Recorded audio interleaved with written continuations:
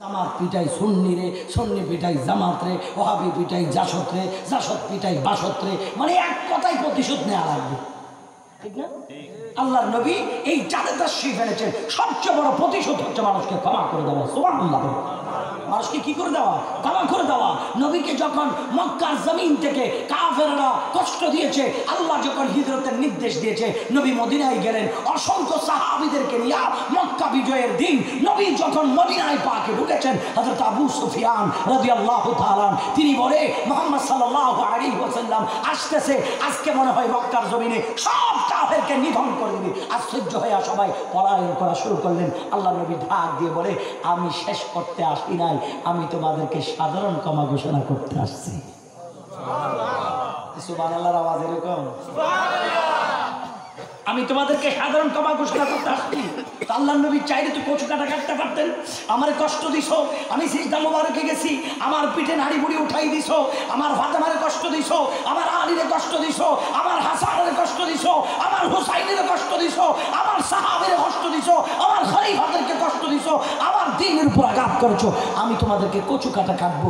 আল্লাহ নবী সেটা করে নাই। আল্লাহ নবী সাধারণ ক্ষমা ঘোষণা করেছে। যখন নবী পাক নূরের জবানে যখন সাধারণ ক্ষমা ঘোষণা করেছে, সমস্ত কাফেরেরা এবার দলে দলে এসে আমার নবীর কদমে সারেন্ডার হয়ে গেল। ইয়া রাসূলুল্লাহ, আমরা বুঝতে পারি নাই আপনি যে রহমতের ভান্ডার, আপনি যে দয়ার ভান্ডার, আমি আপনার কদমে আমাদেরকে কালেমা পড়াইয়া কবুল করে নেন। সুবহানাল্লাহ। আজকে আমরা সেই রাসূলের আদর্শ না মেনে প্রতিশোধের পর প্রতিশোধ নিই। তো এরকম তো হিংস্র প্রাণীর মতো আচরণ দিন দিন বাড়তেই থাকবে, কমবে? কথা বলেন আব্বা, কমবে? আজকে আমারে মারে, আরে ভাই ওই বেটা পশু, তুমিও পশু হচ্ছ কেন? তুমি তো মানুষ। সে যদি পশু হয়, তুমি মানুষের আচরণ করো। মানুষকে জাতিকে বুঝিয়ে দাও আমি তার মতো পশু নয়, আমি মানুষ।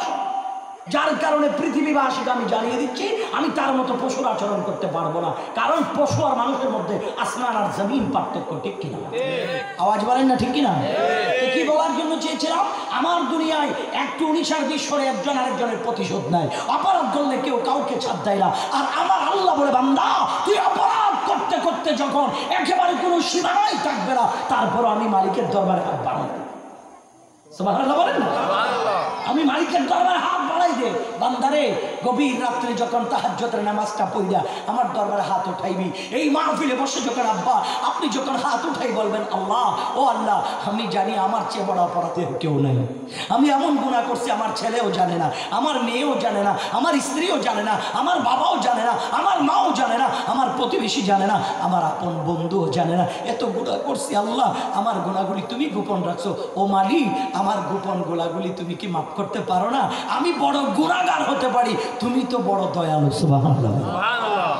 আল্লাহ, আমি গুনাহগার বড় হলো, তুমি তো ক্ষমা করনেওয়ালা বড়, তুমি বড় দয়ালু। আল্লাহ, আমি গুনাহ না করলে তুমি ক্ষমা করতা কাকে? আল্লাহ, করেছি আর কি গুনাহ, মাফ করো না তুমি আমাকে।